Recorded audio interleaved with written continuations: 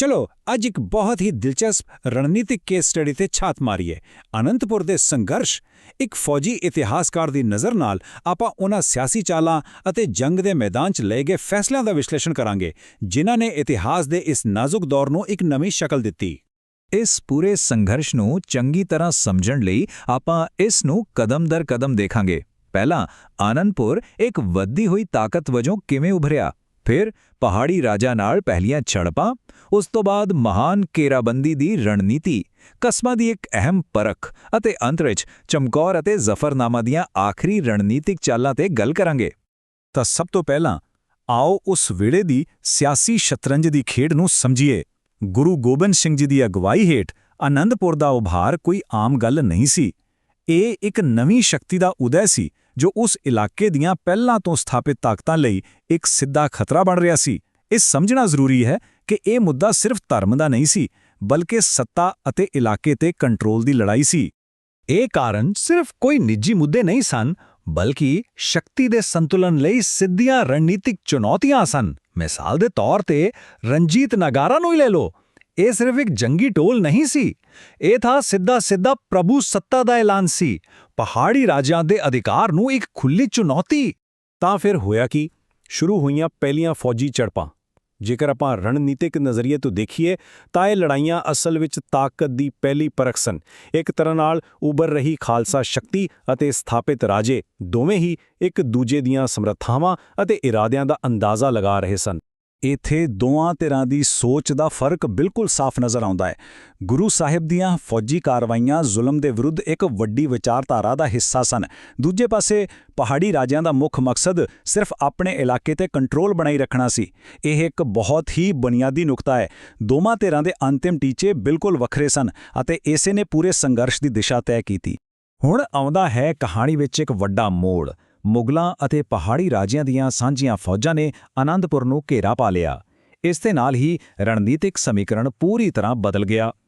ਹੁਣ ਇੱਕ ਅਜਿਹੀ ਰੱਖਿਆਤਮਕ ਕਾਰਵਾਈ ਦੀ ਲੋੜ ਸੀ ਜਿਸ ਦੀ ਪਹਿਲਾਂ ਕੋਈ ਮਿਸਾਲ ਨਾ ਹੋਵੇ। ਹੁਣ ਦੇਖੋ, ਇਹ ਰੱਖਿਆਤਮਕ ਯੋਜਨਾ ਕਿੰਨੀ ਕਮਾਲ ਦੀ ਸੀ ਅਤੇ ਇਹ ਦਰਸਾਉਂਦੀ ਹੈ ਕਿ ਕਿਵੇਂ ਇੱਕ ਛੋਟੀ ਫੌਜ ਇੱਕ ਕਿਤੇ ਵੱਡੀ ਫੌਜ ਦਾ ਮੁਕਾਬਲਾ ਕਰ ਸਕਦੀ ਹੈ। ਹਰ ਇੱਕ ਕਦਮ ਬਹੁਤ ਸੋਚ ਸਮਝ ਕੇ ਚੁੱਕਿਆ ਗਿਆ ਸੀ। ਫੌਜਾਂ ਨੂੰ ਵੰਡਣ ਅਤੇ ਇੱਕ ਰਿਜ਼ਰਵ ਰੱਖਣ ਨਾਲ ਰਣਨੀਤਿਕ ਲਚਕਤਾ ਮਿਲੀ, ਜਦਕਿ ਉੱਚੀ ਜ਼ਮੀਨ ਦੀ ਵਰਤੋਂ ਇੱਕ ਕਲਾਸਿਕ ਰੱਖਿਆਤਮਕ ਚਾਲ ਸੀ ਜਿਸ ਨੇ ਦੁਸ਼ਮਣ ਨੂੰ ਖੁੱਲ੍ਹੇ ਵਿੱਚ ਅਤੇ ਇੱਕ ਕਮਜ਼ੋਰ ਸਥਿਤੀ ਵਿੱਚ ਹਮਲਾ ਕਰਨ ਲਈ ਮਜਬੂਰ ਕਰ ਦਿੱਤਾ। ਜਦੋਂ ਸਿੱਧੇ ਹਮਲਿਆਂ ਨਾਲ ਗੱਲ ਨਾ ਬਣੀ ਤਾਂ ਦੁਸ਼ਮਣ ਨੇ ਆਪਣੀ ਰਣਨੀਤੀ ਬਦਲ ਲਈ ਅਤੇ ਥਕਾ ਦੇਣ ਵਾਲੀ ਜੰਗ ਦਾ ਰਾਹ ਚੁਣਿਆ। ਇਹ ਘੇਰਾਬੰਦੀ ਸਹਿਣਸ਼ੀਲਤਾ ਅਤੇ ਹੌਸਲੇ ਦੀ ਇੱਕ ਬੇਰਹਿਮ ਪ੍ਰੀਖਿਆ ਬਣ ਗਈ, ਜਿੱਥੇ ਭੁੱਖ ਤਲਵਾਰ ਜਿੰਨਾ ਹੀ ਘਾਤਕ ਹਥਿਆਰ ਸਾਬਿਤ ਹੋਈ। ਤਾਂ ਜਦੋਂ ਤਲਵਾਰਾਂ ਕੰਮ ਨਾ ਆਈਆਂ ਤਾਂ ਦੁਸ਼ਮਣ ਨੇ ਇੱਕ ਨਵਾਂ ਦਾਅ ਖੇਡਿਆ, ਮਨੋਵਿਗਿਆਨਿਕ ਯੁੱਧ ਦਾ। ਸੁਰੱਖਿਅਤ ਰਸਤੇ ਦੀ ਪੇਸ਼ਕਸ਼ ਕੋਈ ਸ਼ਾਂਤੀ ਦਾ ਸੰਕੇਤ ਨਹੀਂ ਸੀ, ਸਗੋਂ ਇਹ ਹੱਲ ਕਰਨ ਲਈ ਇੱਕ ਨਵੀਂ ਕਿਸਮ ਦੀ ਰਣਨੀਤਿਕ ਸਮੱਸਿਆ ਸੀ। ਹੁਣ ਸਵਾਲ ਇਹ ਬਣਦਾ ਹੈ, ਇੱਕ ਕਮਾਂਡਰ ਹੋਣ ਦੇ ਨਾਤੇ ਤੁਸੀਂ ਆਪਣੇ ਦੁਸ਼ਮਣ ਦੀ ਕਸਮ ਤੇ ਯਕੀਨ ਕਿਵੇਂ ਕਰੋਗੇ, ਖਾਸ ਕਰਕੇ ਜਦੋਂ ਉਹ ਕਸਮ ਕਿਸੇ ਪਵਿੱਤਰ ਗ੍ਰੰਥ ਦੀ ਹੋਵੇ। ਇਹ ਸਿਰਫ ਵਿਸ਼ਵਾਸ ਦਾ ਮਾਮਲਾ ਨਹੀਂ, ਸਗੋਂ ਸੱਚਾਈ ਨੂੰ ਪਰਖਣ ਦੀ ਇੱਕ ਰਣਨੀਤਿਕ ਚੁਣੌਤੀ ਹੈ। ਇਹ ਜਵਾਬ ਬਹੁਤ ਹੀ ਸ਼ਾਨਦਾਰ ਸੀ। ਇਹ ਸਿਰਫ ਇੱਕ ਸ਼ਰਤ ਨਹੀਂ ਸੀ, ਇਹ ਤਾਂ ਇੱਕ ਜਾਲ ਸੀ, ਇੱਕ ਅਜਿਹੀ ਪਰਖ ਜੋ ਦੁਸ਼ਮਣ ਦੇ ਅਸਲ ਇਰਾਦਿਆਂ ਨੂੰ ਬੇਨਕਾਬ ਕਰਨ ਲਈ ਬਣਾਈ ਗਈ ਸੀ। ਜੇ ਉਹ ਸੱਚਮੁੱਚ ਲਾਲਚੀ ਅਤੇ ਬੇਈਮਾਨ ਸਨ ਜਿਵੇਂ ਕਿ ਸ਼ੱਕ ਸੀ, ਤਾਂ ਉਹ ਇਸ ਜਾਲ ਵਿੱਚ ਜ਼ਰੂਰ ਫਸਣਗੇ। ਤੇ ਹੋਇਆ ਵੀ ਬਿਲਕੁਲ ਉਹੀ ਜਿਸ ਦਾ ਸ਼ੱਕ ਸੀ। ਇਸ ਕਾਰਵਾਈ ਨੇ ਨਾ ਸਿਰਫ ਗੁਰੂ ਸਾਹਿਬ ਦੇ ਰਣਨੀਤਿਕ ਸ਼ੱਕ ਦੀ ਪੁਸ਼ਟੀ ਕੀਤੀ, ਸਗੋਂ ਉਹਨਾਂ ਦੀਆਂ ਪਵਿੱਤਰ ਕਸਮਾਂ ਦੇ ਖੋਖਲੇਪਣ ਨੂੰ ਵੀ ਪੂਰੀ ਤਰ੍ਹਾਂ ਸਾਬਿਤ ਕਰ ਦਿੱਤਾ। ਉਹਨਾਂ ਨੇ ਇਹ ਦਿਖਾ ਦਿੱਤਾ ਕਿ ਉਹਨਾਂ ਦੇ ਬਚਨ ਦਾ ਕੋਈ ਮੁੱਲ ਨਹੀਂ ਸੀ। ਇਸ ਧੋਖੇ ਨੇ ਦੁਸ਼ਮਣ ਦੇ ਵਿਸ਼ਵਾਸਘਾਤ ਨੂੰ ਇੱਕ ਅਪਮਾਨਜਨਕ ਰਣਨੀਤਿਕ ਗਲਤੀ ਵਿੱਚ ਬਦਲ ਦਿੱਤਾ। ਉਹਨਾਂ ਨੇ ਨਾ ਸਿਰਫ ਆਪਣੀ ਇੱਜ਼ਤ ਗਵਾਈ, ਸਗੋਂ ਜਨਤਕ ਤੌਰ ਤੇ ਉਹਨਾਂ ਦਾ ਮਜ਼ਾਕ ਵੀ ਬਣਿਆ। ਇਹ ਮਨੋਵਿਗਿਆਨਿਕ ਯੁੱਧ ਦੇ ਮੋਰਚੇ ਤੇ ਇੱਕ ਫੈਸਲਾਕੁਨ ਜਿੱਤ ਸੀ।